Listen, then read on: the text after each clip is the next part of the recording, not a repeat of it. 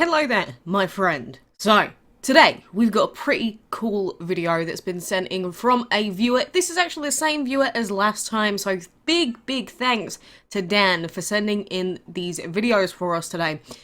But these clips include hatching Ultimate Chronos and Chrono Poseidon, and they actually got all of these dragons completely by playing for free.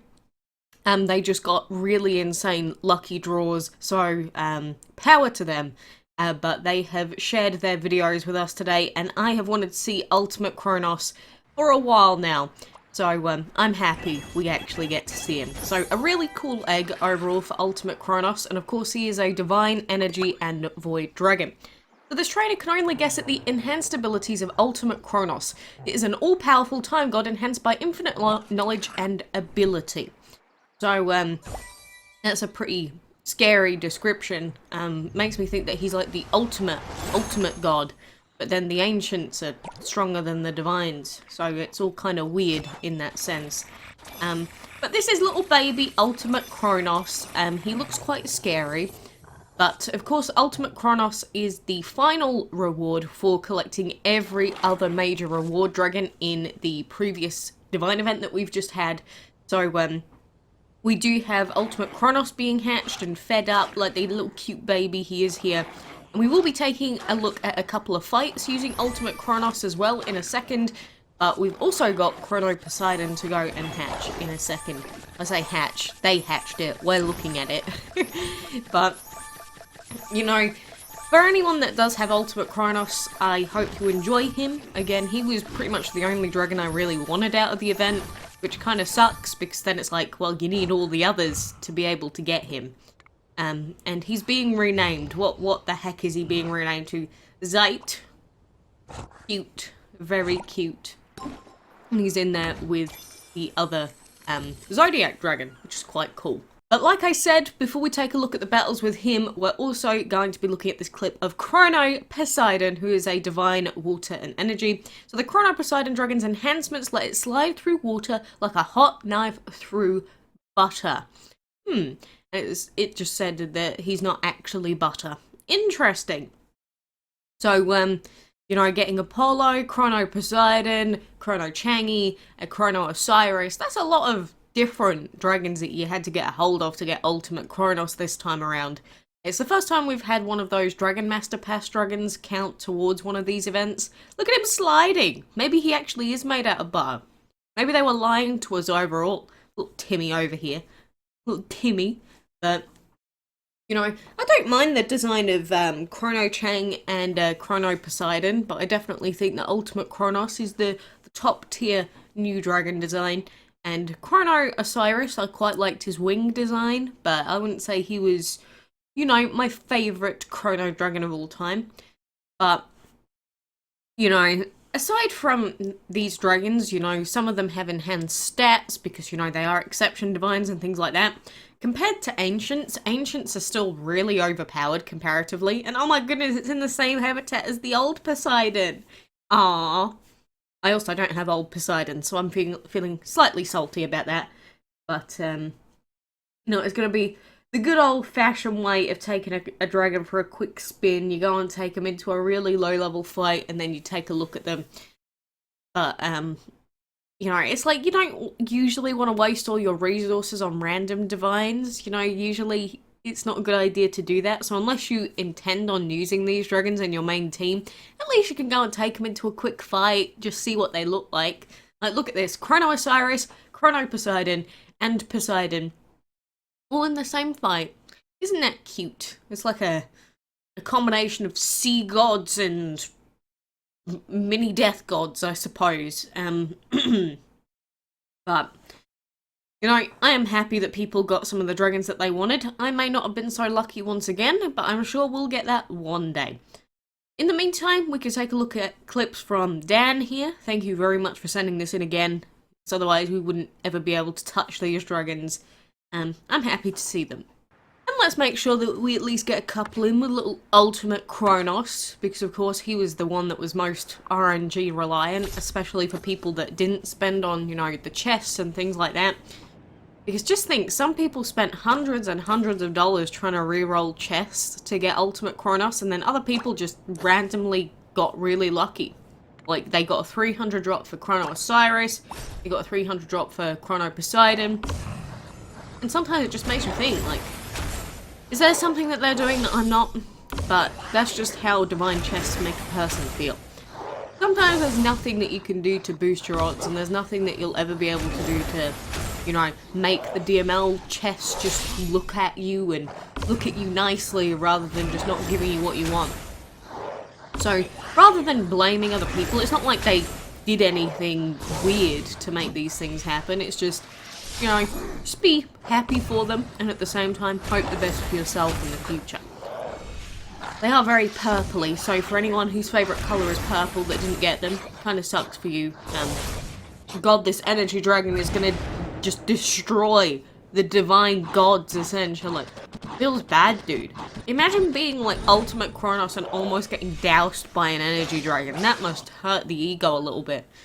Anyway, there are a few other fights. We've got some war dragons here as well, but you know, overall, would these three dragons go well together in a team?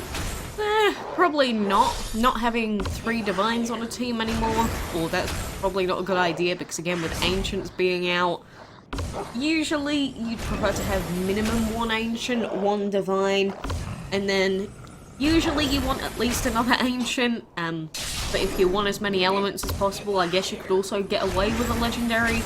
But legendaries these days are so underpowered compared to, say, these dragons, so it's kind of tough. But, I don't know. I mean, I'd probably just use Ultimate Chronos because, one, it has Void, and two, it's Ultimate Chronos, so that's probably the reason I'd use him. But, you know, Chrono Chang'e has her uses. She's got decent, not HP, attack. And Chrono Poseidon could be used for a couple of things, but I'd probably just like Ultimate Chronos because he looks cool.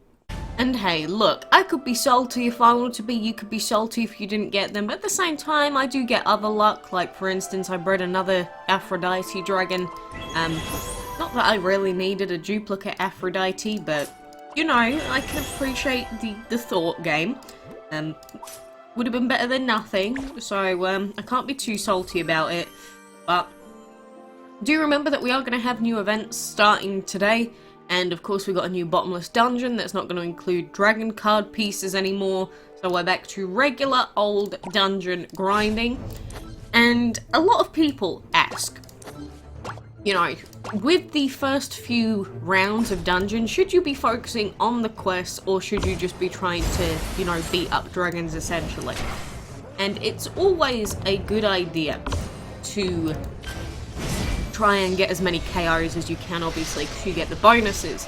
But you should always at least keep the quests in mind, like defeating a dragon with a weak attack. If I didn't check that, I probably wouldn't be trying to get a random weak attack anyway. So I might just avoid that quest, which would mean I might miss a more, you know, giving quest that has like 160 points worth. So at least keeping the quests in mind will make sure that you get some bonus points, whereas if you don't look at them at all, you're probably not going to get anything. So it's just sort of a balance. Just do both. You know, like there's one weak attack, so then we should be able to, or when we defeat him, we should be able to get some bonus points. We should be good to go. There we go. He's died from it now. Then we can get a better quest, which is defeat 3 dragons with 1 blow, which we should be able to do. Damn it, we missed it by like 2 HP. Never mind. Did you see how close that was? That's not even fair. That's like the closest a person's ever gonna come to not completing that defeat 3 dragons with 1 blow quest. That sucked. You know, sometimes dungeon is just like this, and I hate rebirth for quests like this because it doesn't actually count as a defeat half the time. But it does this time, so defeat 3 dragons with 1 blow, it counted then, but sometimes it doesn't count as a defeat quest. It's really strange the way that that quest interacts in the dungeon. And no, I am not a fan of it, as you could probably tell by my voice. It's just the dungeon's always had so many strange sort of interactions, how sometimes it will count, but other times it won't. And it's just a about learning what those situations are, but surely it should just be consistent. Wouldn't that just, you know, make everything a lot easier to understand overall? Maybe I'm the insane one. Maybe I'm the one that's in the wrong. Maybe I am. I don't know. I'll accept it. But, you know, I don't mind doing the perform 6-week attack quest when I actually have a set of dragons that are actually, you know, well, when I attack are weak against things, but you can see that most of these dragons so far aren't actually weak to what I have on my team. So, part of the dungeon is also understanding what dragons are going to be coming up in, say, the next rotation, or, you know, the next 3 set of dragons that are going to come up, because every single dungeon week you'll have a set dragon sort of listing, and it'll always be like that. So the next time we do the next KO set, it will be the same dragon. So we can sort of learn from it, from, say, this first round to the next round to the one after that. And I guess in a way I kind of like that about the dungeon, that it's sort of like a mini learning experience. How you learn from the first time you go into the dungeon, and then you just keep learning more and more as you keep going. So I don't mind that part. I still wish that the dungeon didn't have such long timers on it, because like 6-hour timers? God, that's a long time. That's a long time to have to wait between dungeon rounds. Obviously, right at the beginning, they pretty much allow you to do more fights straight away. Was it 10 minutes and then an hour, and then, what is it, 2 hours or 3 hours and then 6 hours? But then it keeps itself at 6 hours, which is kind of like boss challenge events. But, nah, I don't know. I just wish there was more that I could do in-game that didn't require me having to wait so long all the time. I know I'm not the only one that feels like that. It's just, I wish there was more to do in DML that wasn't so timer reliant, wasn't so luck reliant all the time. But, will we ever get that? Probably not. We'll see. We'll see. Maybe I'll be proven wrong one day. I can only hope and pray. We do have the new Halloween update coming out as well, which doesn't bring many huge changes, but maybe some steps in the right direction, possibly in the future. Because with DML and most games, it's like, you might see an update come out, but those updates are normally many months in the making, so whatever decisions they make right now, we might not actually see in game for another, you know, 9 months. That's a really extreme case. Normally it's a couple of months before we'd actually see the changes go through, but, you know, even if you don't see an immediate change, that doesn't mean it's the be-all, end-all. You know what I mean. So, we're just sort of, chilling at the moment, trying to get as many murders as possible. I don't know why I refer to them as murders, but hey-oh, we're here. I mean, getting 30 plus KOs on the first dungeon round isn't so bad. It's just, you'll find that a lot of your dungeon success as to what you get out of the dungeon each week comes down to how consistently you're logging in for those 6-hour resets. Because if you're just not logging in every 6 hours, you're just not going to get a lot of value. And you see right here, I know that we're not going to get any more KOs at this point, and unfortunately both of the remaining tasks that we have are for defeating dragons. So rather than wasting my time, letting all the others get defeated, I'll just quit out and then we'll come back in 9 minutes. You know, nice and easy way of sorting that out. Yeah, I still don't have Doomsday, so I would really love to get Doomsday. Just in general with my chest luck, it's never been fantastic. And same with dungeon chests. I've only ever gotten, is it 2 or maybe 3 of the dungeon dragons before? So, actually seeing dungeon dragons in the flesh to me is like, it's like seeing a unicorn or a flying pig. It's like something I never expect to actually happen. I'm always open to the possibility of it happening, but it just doesn't tend to actually happen. But this week, I guess you can find solace, because rather than panicking over the dragon pieces that you may or may not get, the only thing to really worry about is getting, you know, dungeon tokens and getting the reward dragon for the week. So in the actual dungeon this week, we've got premium sigil chest, which hell yes, I'm going to buy that, because premium sigil chests for dungeon currency is not bad. We only got greens, and there were 2 cheese. There was a purity in there. It's not all bad, but 2 cheese, ugh. Kinda yikes, bro, but... Aside from that, we've also got some Relics of Hatching. Well, we got 1, and I'm actually going to buy that as well. Because Relics of Hatching can be very useful during specific events. Like, we've just had a Breeding Blitz event for Aphrodite, and even though I wouldn't really recommend using them on such a low breeding chance... If you were super, super desperate for that dragon, for example, and it was like a dragon that you've been waiting years for, better to have relics available than none at all, right? So, it's just in a case of a really rare dragon that you really want to try your best to get, might as well give yourself the best chances. If you don't get it, it sucks, but at least you gave it a good shot. What you don't want to happen is to have a really cool dragon come out and you have no relics, no gems, and no possibility of giving it, you know, extra tries, and then you just feel bad because you don't get it, you know? Unlike, maybe that's just me, it's just I would rather be someone that would try as hard as I can to get the dragon at that time.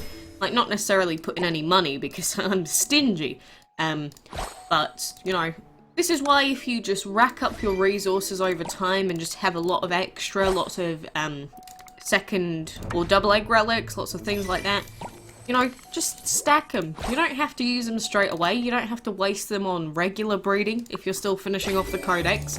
Just save them. Because there are lots of random, you know, sometimes really unfair events that come in DML. And you don't want to be on the short end of the stick when they come through. Because I see that happen a lot, and the ones that succeed are often the ones that have all of those bonus resources and things ready. So, that's my general advice for you today. And it's not just DML related, it's life in general. If you're more prepared than your opponents, usually you'll be ahead of the curve. So, that is that for now. So this is regular Clan Siege, of course. We don't have that weird Sugar Rush stuff from last week, so everyone should be familiar with this. I guess we'll accept member number 50 out of 50, because why not? And, you know, in general, I guess we'll keep... No, we shouldn't be breeding, because we've got the new events this week. So keep your breeding den free for now, and don't put in super long food or anything like that, because you're going to need the space in your farms and such. So don't... almost do what I just did, where you fill everything up on your islands. Don't be an idiot, basically. But for now, I'm sort of happy that we're over the divine events for now. Will we have more events to deal with, like another month-long event soon? Probably, but hopefully October is mostly a chill month. Please, just let me chill. I don't need these month-long events every 2 days. It's just too much. So, I'm going to chill and potentially just enjoy the Halloween event period, even if it's all virtual. Because rather than going from house to house, we'll be going from virtual house to house. Anyway, for now, again, thank you so much, Dan, for sending in your clip earlier, and good luck with all of your breeding if you're going for Dragon of the Month, the Dragon of the Week. Is it academic again? Is that a bug? I don't know. Anyway, for now, thank you for joining me, and until next time, I hope to see you again.